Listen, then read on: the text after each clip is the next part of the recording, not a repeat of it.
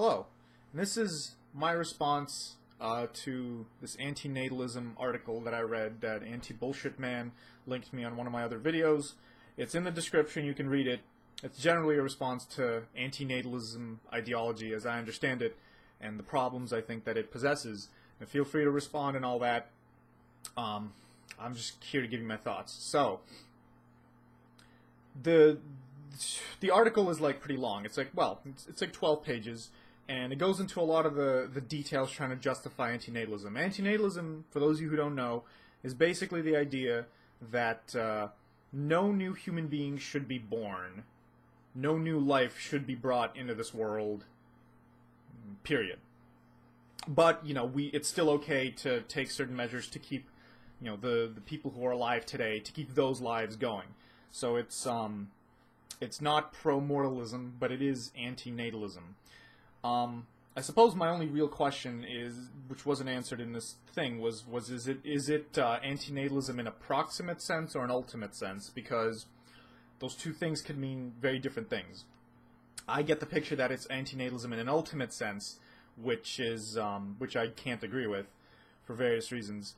So I'll go into, just very briefly, I want to cover some of the things in the article, but I want to go fast because last time I tried to do this, my machine broke, and just make the video a bit quicker. But anyway, the article goes into a lot of detail about these sort of asymmetries between, the moral asymmetries between, say, you know, killing a person who's alive versus, you know, bringing a new life into the world. You know, we might dismiss bringing a new life into the world more easily than we will make the choice to kill someone who's already alive. There's various ways of explaining all these asymmetries. I don't think that it has to do with the inherent idea that bringing life into the world is not bad at all. So, sorry, not bringing new life into the world isn't bad at all. And certainly a whole other leap to take to say that it's actually a good thing that we don't bring new life into the world. There's a bunch of other ways you could explain the asymmetries. It could have to do with the fact that there's a lot less certainty about bringing new life into the world, and you can imagine the worst of all possible scenarios, versus people who are already alive. You don't have to imagine the worst of all possible scenarios because you have the real thing, and you can tell that their life is, well, it's not horrible if they're not in constant pain. If they are in constant pain and like comatose or whatever, then euthanasia is a reasonable it's a reasonable thing. I mean, I'm not against any of that stuff in principle. I think there are cases where it applies, especially where a person's life appears hopeless and nothing but pain, no prospect of future you know, anything getting any better for that person or others. So, you know, there are certain situations. But yeah, the asymmetries in general, it really depends how you want to frame it. And if you're going to use scalar utility to analyze, you know, the symmetry between good and bad experiences, you have to be very careful. I mean, for one, I don't like scalar utility, scalar value system in general. But I think even if you're going to do that, you have to, like, you have to be clear about what asymmetry means. Does it mean that for every negative experience there is no corresponding positive experience of equal or greater magnitude? Or does it mean that for most there isn't, or sometimes there isn't, or that there never is? If there never is, then that's effectively like saying there is no such thing as positive experiences. That no matter what, no matter how minute the negative experience, it's still greater in magnitude than the greatest of all positive experience. Like this quote about the pin, which I found very amusing, which is effectively like saying, you know, since you can take a sequence of negative experiences that are in magnitude, you know, about as high as 0, very, very small, like a pinprick and so on, then that would suggest that the greatest of all positive experiences is no higher than that, which means it's 0. Right, and that's like saying there are no positive experiences. So you can't mean that when it comes to the asymmetry. You could mean something else. You could mean that somehow our perception during the negative experience is always puts it at a greater level of importance than any positive experience that we have. So you know, we can't perceive the negative value accurately when we're not in pain, so to speak, or something like that. But honestly, I see no reason to look at the experience a person has when they're in pain and somehow take that as the true value of that experience. There's no reason to do that. I mean, there's no reason a priori to do that. Just because I may be, a bit hypocritical now and say that when I'm in pain, I'll feel very differently about it if I'm in the brass bull or whatever, but who's to say that those are rational reactions? I mean, who's to say that why does that reflect the true value of that experience, is basically what I'm saying. We can get into the specifics of that, but that's not even really what I wanted to focus on, because most of the problems with antinatalism have nothing to do with the negative values of pain. I'm all for accepting that pain has very negative values, and I think we should avoid creating pain at all costs. However, what you have to take in mind is the extrinsic variables that are also important. So, in the one hand, this essay assumes that no experience has a value of 0, has a utility value of 0. It's not pleasure, it's not pain, it's 0. And I don't agree with this. This is the first thing that I didn't agree with pretty much the entire time, is that it's no experience does not equal 0. Basically, okay, well, it has to do... I'm going to try not to bring my own sort of complexitous narrative into this, but it's kind of hard because it is very related, right? If you're going to analyze something in terms of, like, good and bad value, intrinsic value, well, there's a massive difference between not experiencing something and experiencing something that is neither pain nor pleasure, right? Like, because if you assume that it's 0, you're going to run into certain intermediate value problems, like... for example, let's say that my hand is in pain, but I gradually decrease the level of pain and then increase the level of pleasure, so I go from negative to positive, and I hit 0 in between. It's not perfectly continuous, but it would be continuous enough. Now, that neutrality state in the middle is not the same thing as me just not having a hand, as me having no experience here. In the very least, there's still a difference there. There's still a difference between a neutrality state, a state where I have no hand, versus a state where I do have a hand, but it's not in pain or pleasure. Like my hand right now, it's not in pain, it's not in pleasure, it's just normal. You can't possibly classify the state of being that my hand is in now as anything other than a neutral state, right? Is anything other than the state that I'm used to. So I think it's a bit of a leap to suggest that not having the experience whatsoever is 0. You could obviously extend it to 0 and just say that we define it to be 0, but that's not a useful definition, because it ignores the second part of this, which is it ignores this idea of extrinsic value. There is a difference between having a hand and not, and the difference has to do with extrinsic value. A hand, even in a neutral state, has lots of extrinsic value. Not having a hand has no or negative extrinsic value, right? And extrinsic value isn't, positive or negative experiences. It's not pleasure or pain. It's the other axis. It's whether or not this sort of dimension of experience can allow for pleasure or pain, and what kind of experiences this dimension allows for. See, having a hand allows for plenty, not having a hand allows for a lot less. So in terms of extrinsic value, it's a lot lower.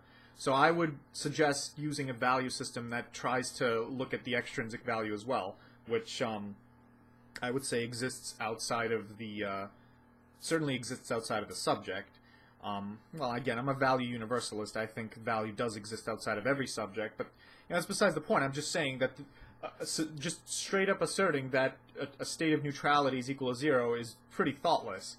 Like, it's clearly not the same thing as a state of neutrality where you are conscious. It's clearly not the same thing as that, and there's clearly a preference for one over the other, right? Like, I would prefer having a hand to not having a hand, right? And it's honestly, it's because having a hand allows me more options versus not having a hand. Not having a hand doesn't allow me the same options, and in some cases can even lead to negative experiences and pain. But it doesn't necessarily have to lead to pain. Whatever the thing is, whatever it leads to is more whatever it ends up leading to isn't the question of what the value of the thing is, right? Like if I'm experiencing pain or if I'm experiencing pleasure, that's not it. That's not leading to anything. Pain is pain and pleasure is pleasure. That's intrinsic value. But if I'm talking about whether or not having a hand or having an arm or having a brain leads to something or not, that is a different kind of value. That value has to do with what options I get, not with what specific experiences I get. So there's that. So yeah, I would not say that, in the very least, I would say that in terms of intrinsic value, not having an experience is undefined. It's not zero. It's simply undefined. Setting it to zero probably creates discontinuity problems and so on and so forth, which we probably want to avoid. And whatever. I haven't thought about it enough, but I can just implicitly already tell that there's some sort of issues with the way that this value system is set up. So, I think if you're going to conceive of a general value system, you have to look at the intrinsic and extrinsic components. And then you definitely do have a sense of a difference between nothing and a state of neutrality. You definitely have a sense of difference there. And this is a difference that we all conceive of. The article even admits this. It admits this, given that this is how humans make decisions. We make decisions based on, future options stuff. We incur pain onto ourselves all the time in return for something better. People go to the gym and they experience pain, or they experience pain of childbirth and so on. There's all these pains that people are willing to experience because of the joys that they bring later on. That demonstrates that there is this other component to value that you're not looking at, this extrinsic component. So yeah, there's that. Even in the example in the article about choosing to euthanize a baby because he was born with 3 limbs, right? Well, that has to do not with any specific pain that the baby's experienced yet. It has to do with the fact that there's low extrinsic value here, so the baby might get negative experiences later on as he grows up with 3 limbs or something. So you have to weigh the two components. Where was I thinking? Yeah. So you have to weigh the two components. And this also sort of brings me to the idea, to the second thing, which is, well, actually, no, that'll be the third thing. The second thing that I have an issue with is that this whole thing really is about value extension. When you're, like the article talks a lot about animals and it talks a lot about babies and how this anti-natalist framework applies to them. And, I don't agree with any of it because, well, there's a bit of trickery. There is a definite sense where the anti-natalists are sort of trying to have their cake and eat it too, and this is something they freely admit. And the reason is because when it comes to animals, the argument basically goes something like this: animals don't have future goals or wishes or preferences the way humans do, so you cannot project values like that onto them. The only thing they have is the experience of pain, so the only thing you can project is the desire to limit that pain by euthanizing them, because animal lives aren't worth living. But here's the problem. The idea that a certain life isn't worth living is also based on human value, right? The pain isn't bad just because it's pain. Again, it's this whole idea of extrinsic value. Pain is bad because pain is hopeless. A life of nothing but pain isn't just... The reason, the psychology behind that choice it's not just because that is a bad experience for the individual. It's also because it's a hopeless experience. It's because there is no possibility for anything good, and that does weigh into the choice. And that is a very extrinsic thing. That's an extrinsic component to that decision. That is made whether you realize it or not. So. This idea of extrinsic value is there even when you're making this choice for animals. The animals aren't the ones who think their lives aren't worth living. This is the antinatalists speaking. The antinatalists are the ones deciding that the animals and babies have lives that aren't worth living and saying, well, we should just kill them all or euthanize them or whatever, or sterilize them, so on and so forth, right? You're the ones who are deciding this, that their lives aren't worth living. You're projecting that value onto them. You are, right? Because the idea of a life not being worth living is a very human idea. where you don't see animals coming up with these ideas, right? So you are projecting and extending this into the animal. And, you know, my issue is that if you're going to extend human values onto the animals, why not extend everything? Why not extend the fact that animals still have extrinsic value and that they bring us happiness? What about the fact that there is a certain value in keeping the species alive and you know, keeping the biosphere in order and so on and so forth? You know, do those things not have any kind of value? Especially since I find it interesting because the article actually makes a very good argument against antinatalism, because at one point it talks about how animals don't even perceive pain the way we do. They don't even have a defined sense of self. So they don't even know, like, they're not even the same, it's not even the same, like, consciousness from moment to moment. And when they're experiencing pain, they don't even remember it after that. They don't, some of them, they don't even remember it afterward. They don't know when it's coming. They don't, first of all, there is an issue of where do you draw the line here, which is sort of my third point, but coming back to this, it's like they don't even have the same perception of pain that we do. You know, it's our perception of pain and how horrible pain is that allows us to inflict this idea that their lives aren't worth living. They don't make that decision. They don't have that perception. That is literally us saying that this is what's in the animal's actual interest. If they understood what was in store, they would kill themselves too, or something like that. It's some kind of argument like that, because the animals don't even perceive it. So really, this is an argument that a psychopath could make to justify the torture of animals. You could say, well, you know, animals don't even perceive pain the way we do. It's perfectly okay what we do to them. It doesn't matter. And I'm sure you, ABS, anti-bullshit man, you've probably heard this argument from people that since animals don't perceive pain the way we do, it probably doesn't matter what we do to them. The article makes that point. It literally says that. You know, it says that animals perceive pain differently. See, here's the thing.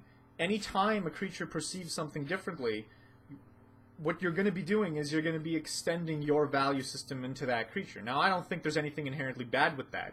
Unlike the psychopath, I think it's totally fair that we extend our value system onto the animal and assume that the animal has certain preferences. There are certain things that are better for the animal even if the animal doesn't realize it.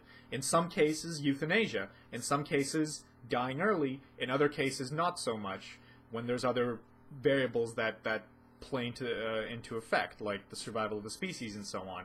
So, you know, you have to... I see no reason why you can't weigh all the factors here, pretty much. There's no implicit reason why you can't. The idea that the pain is the only thing that matters, I mean, says who? I mean, the pain's not the only thing that matters to us, right? We still make choices even though we experience pain.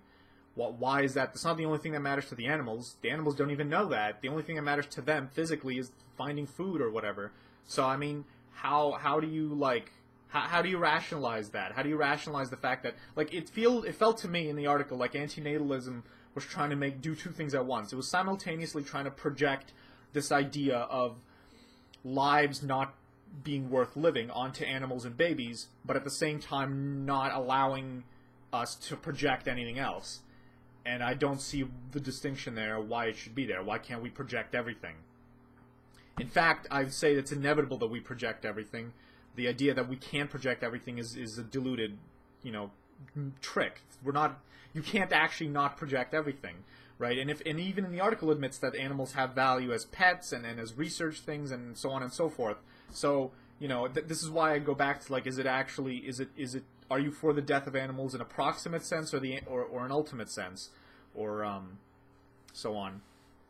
So yeah, there's that. The third issue is where exactly do you draw the line? Because, you know, there are gradual steps between a baby becoming an adult and so on, and an animals, say, evolving into greater animals. So there are steps involved. At what point do you start to, you know, the problem with setting up this line and saying that we can only project our understanding of pain onto them and not anything else, at what point can you project other things?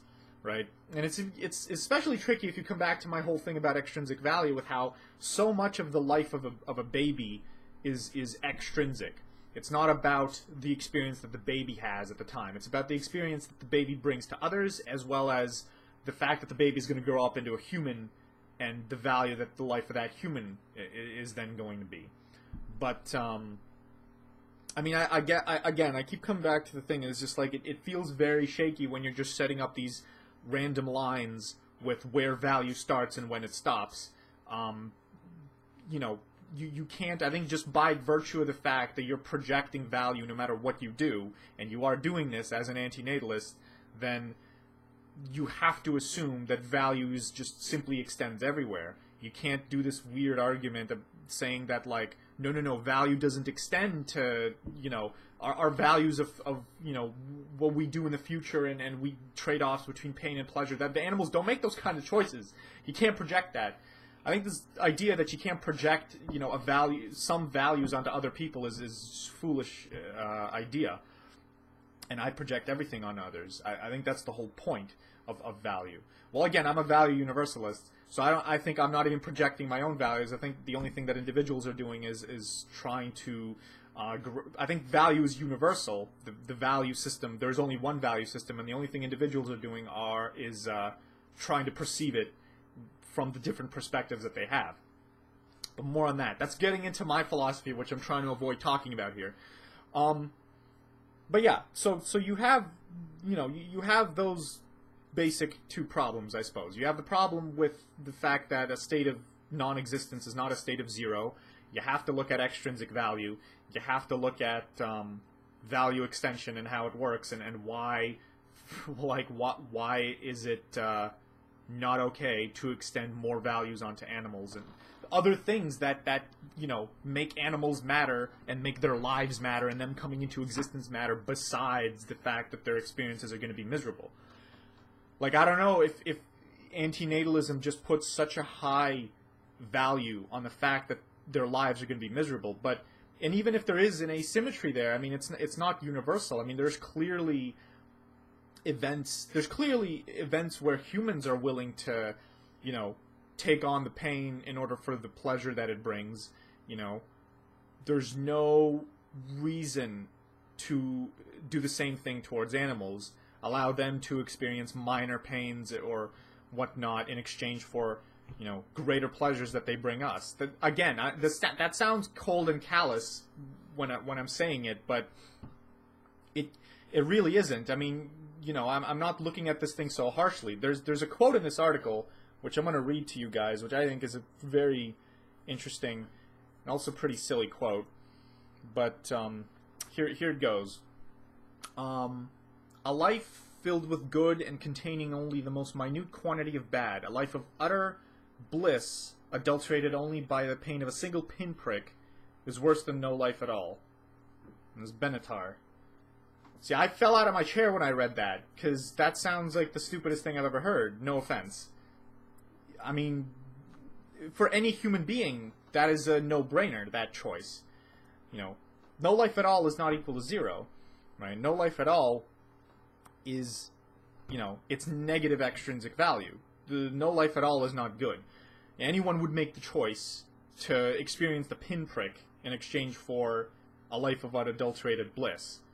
So in that sense, the positives definitely do outweigh the negatives. I mean, the fact that we make the choice shows that they are. I don't know if how seriously you take that quote, but like at that point, if most people are gonna make the choice to experience the pinprick in exchange for a life of bliss, I see no reason why you can't subject other creatures who don't even understand the choice to the same principle. It's not like you're torturing them, right? Now, no, you know, for any specific issue when it comes to torturing animals and so on, and sure, and maybe animals are better off in captivity where they can live and be fed and never be hungry and so on and so forth. But yeah, in general, I'm not against sterilizing them like you are. See, this is what I want to finish up on is my biggest sort of concluding qualm with this idea is that you say that antinatalism is not pro-mortalism, but it's only not pro-mortalism in a proximate sense. It is pro-mortalist in an ultimate sense, right? You are for killing off the species. If you tell me that you're for sterilizing all the animals, you are in favor of killing off their species, unless you want to, like, store their DNA in a jar or somewhere or something.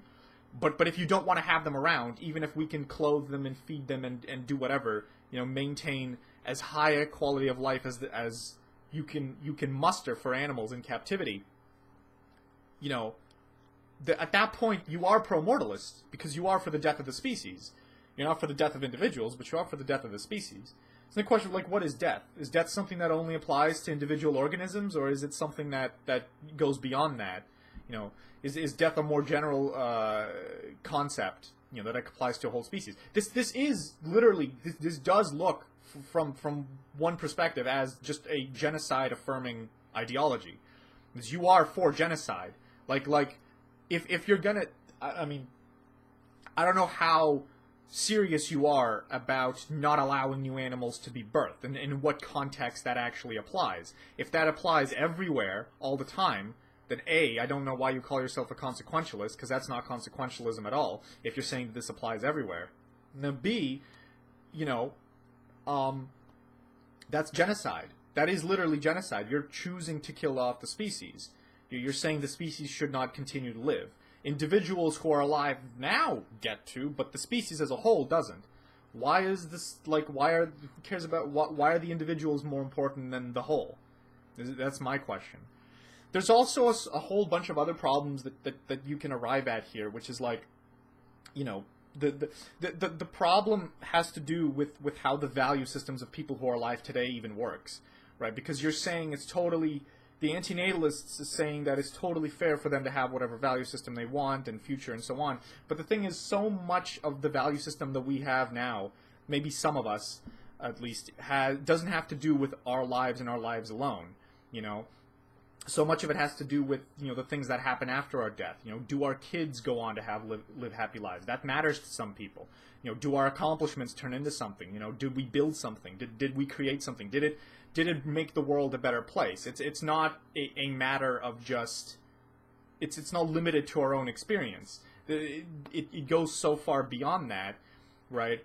And if you're going to say that, we can't allow any new people to be born, but we don't have immortality technology, then you are sentencing the species to death. And there's no way that doesn't conflict with the values that people have now, unless you restrict the domain of the value system and say, well, we're not allowed to have any value that forces us to force people into existence, so to speak.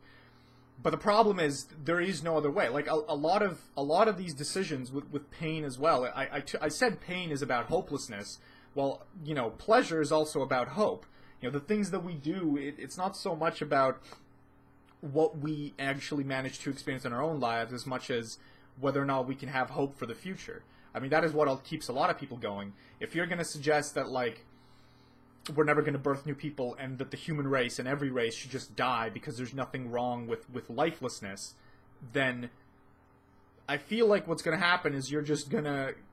If everyone were to accept this theory, tomorrow, you would get mass suicides across the board, and then the division of labor would break, and even your own life would end up terminating more quickly. The people who want to stay alive would end up, they'd end up having a lot of trouble and painful experiences as a result, because there wouldn't be enough people to run the division of labor and so on. A lot of what keeps this going is the fact that there is a future to look forward to, maybe not for us, but for someone else. Now, I don't know if that's something you care about, or if it's something antinatalists care about, but that is something people in general care about. In fact, I would say that on some level you do care about that. You're just not really faced with this choice. I think that on some level, in your own behavior, if I knew you well enough, if I could observe your behavior well enough, I could find instances where your own preferences rely upon this desire to keep things going and continuing into the future. Which is why I'm asking, where does antinatalism actually apply? Does it apply everywhere? Because if it applies everywhere, you're not a consequentialist. Clearly, this is the commandment, thou shalt not procreate. Thou shalt not bring new life into this world. What if I have a gun to your head, for example, and I say, should I, or a gun to someone else's head and said, bring a new life into this world or I'll kill this woman. Which would you do? Which is more important, that you that you allow a living person to die or that you bring a new person into the world. I think the fact that choice is clearly you allow, you bring the new life into the world, that's less bad. The fact that that's less bad already suggests, I think, that bringing new life into the world is not as bad as, in some cases, as allowing the lives and hopes and dreams of the people who are alive to die. But the thing is, if you don't permit any new lives of coming into the world, and we don't have immortality technology, we don't have any way of keeping civilization running, then you are literally... It's not just genocidal at that point. It's worse than that. It's like you're acting for the end of everything, of civilization as a whole. I don't know if you have... You keep bringing up Venus to me, and I mean, I mentioned how Venus isn't really a good example because it's so close to Earth, but if the universe only consisted of Venus and Earth, then yes, absolutely, Earth is better than Venus. The fact that there is no life on Venus is a sad thing.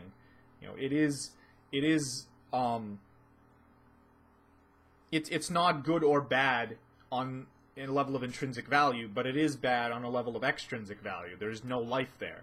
It's less beautiful, it's less pleasing aesthetically, it is less good in that sense. It's the same thing here. So, I mean, this is a hopelessness ideology in some level, which is why I'm curious as to, again, where does it apply? I mean, if you're not really for genocide, like if you're an anti-mortalist, if you don't want human life to die and our dreams and all that stuff that makes life meaningful for people today, because let's face it, that is what makes life meaningful for a lot of people. Maybe not for you, maybe you have a more myopic look at this thing, but for me at least, and for plenty of other people, in fact, I would argue it even is for you. I mean, I would hope that it is for you. If it's not, if you genuinely have no value of anything outside of your own experiences, well, I would say that I would prefer that not to be the case. But if you generally value that, then perhaps that would create problems for my perspective and my ideology. Because my perspective is pretty much saying that, like, people who have strange ideologies like nihilism and libertarianism and so on, it's not that they... It's not that they don't... Again, the value system is universal, so it's not that they don't have access to the value system, the correct value system, the one single value system. It's that they're misperceiving it. So I would prefer that the case is that you're misperceiving it, but I don't know you well enough to know if that's true. But anyway, what was I trying to say?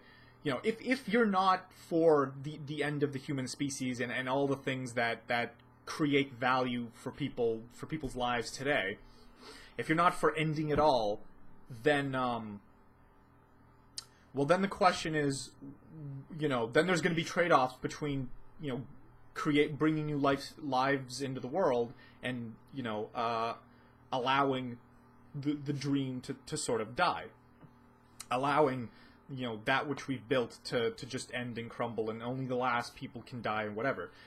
There is a trade-off there, because one of the ways we keep things going forward is by bringing new people into the world.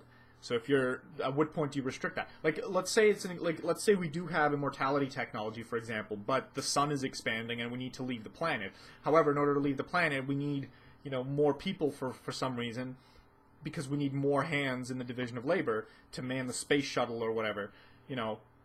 Is it okay to bring people into the world at that point? So obviously you're going to say that, yes, obviously there should be a trade-off between bringing new people into the world and bringing, living people out, taking living people out of it. Taking people out is worse. The anti-natalism admit this. But what about not taking just the people, but the things that they've done, the products that they've created? Those things don't have a life, but those things still matter. So my question would be how you look at the value of all that. And if you're going to say that the value of all that stuff is nil, that it's just not there, there is no value, there's only value to our experiences, well, I would immediately suspect that there's some sort of hypocrisy there, because there's the things that give value to individuals is in part the things that we accomplish and the things we do. So if you're, if you're in favor of killing a person, it's not just about the person, it's about all the things that they've done.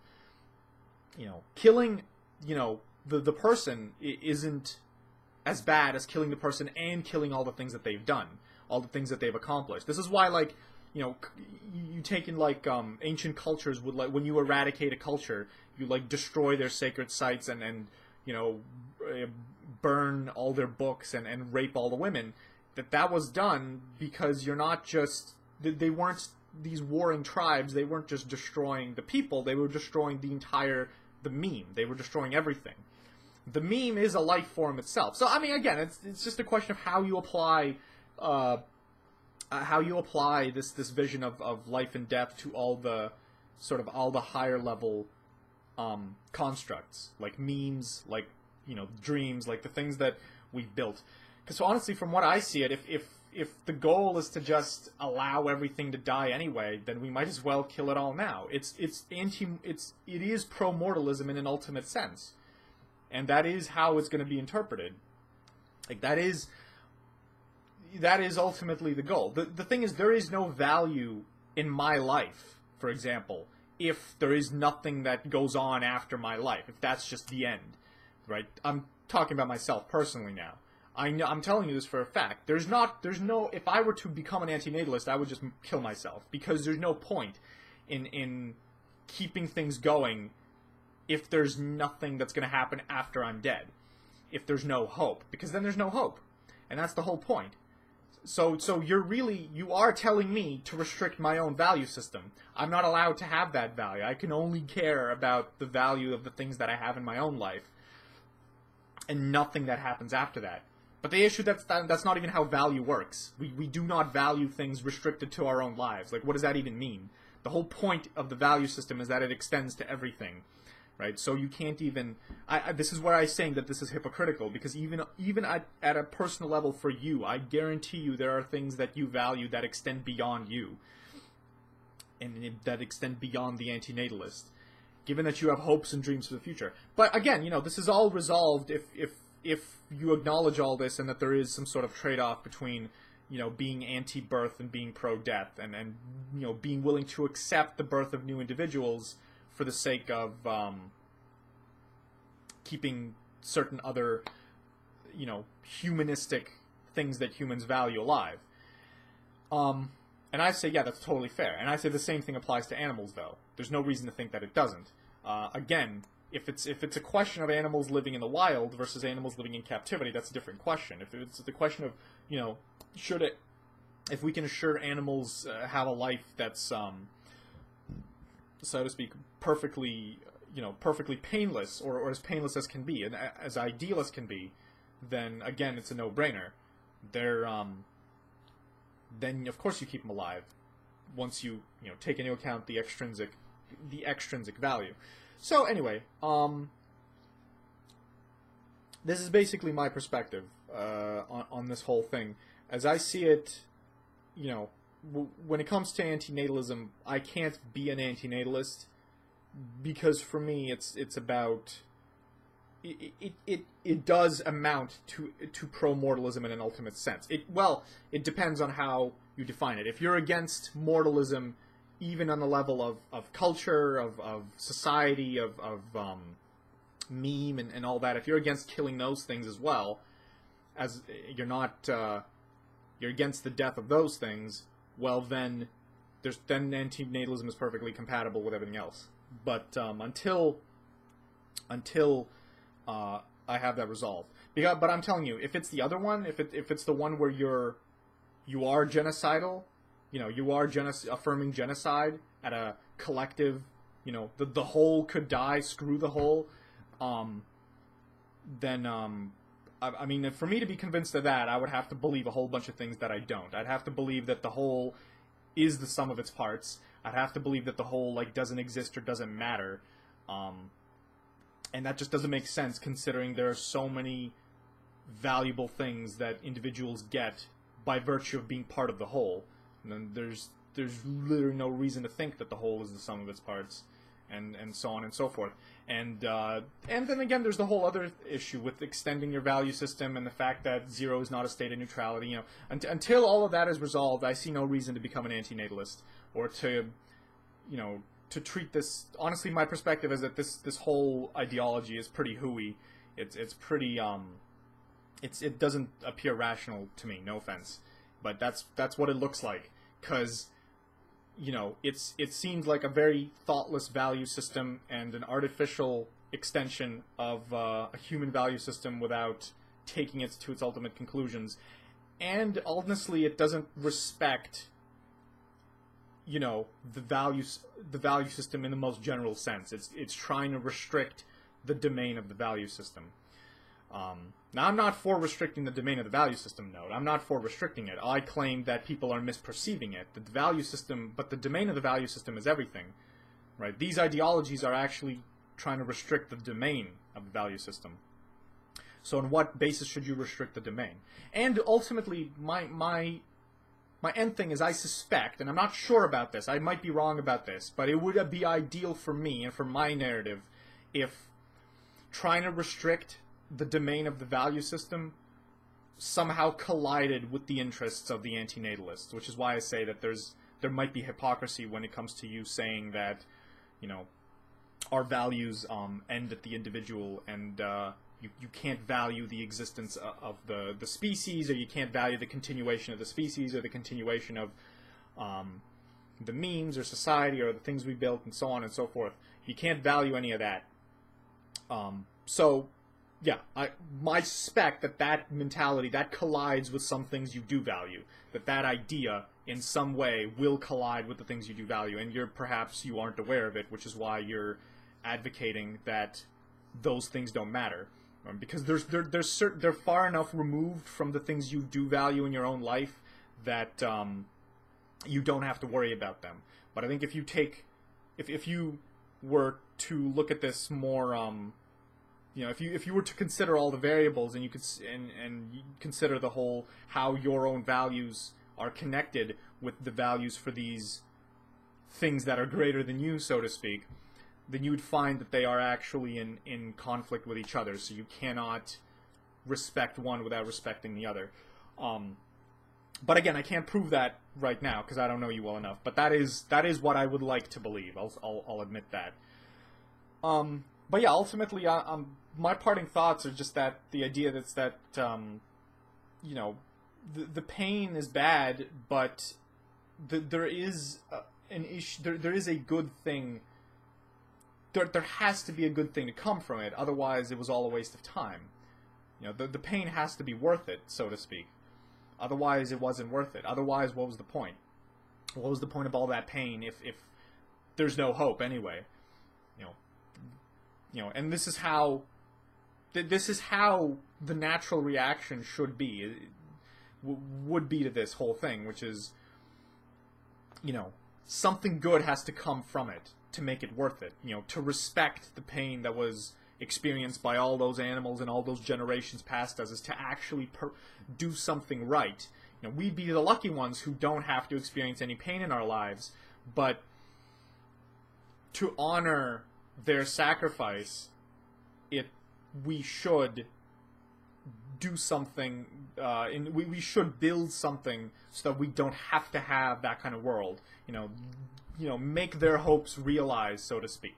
Make it worth it. You know, make the thing that they fought for and suffered for worth it. You know, make it mean something. Yeah, that is what I would. That is my parting thought. Anyway, I hope to see your response. I hope in comment or video or whatever. Cheers, anti-bullshit man. Farewell.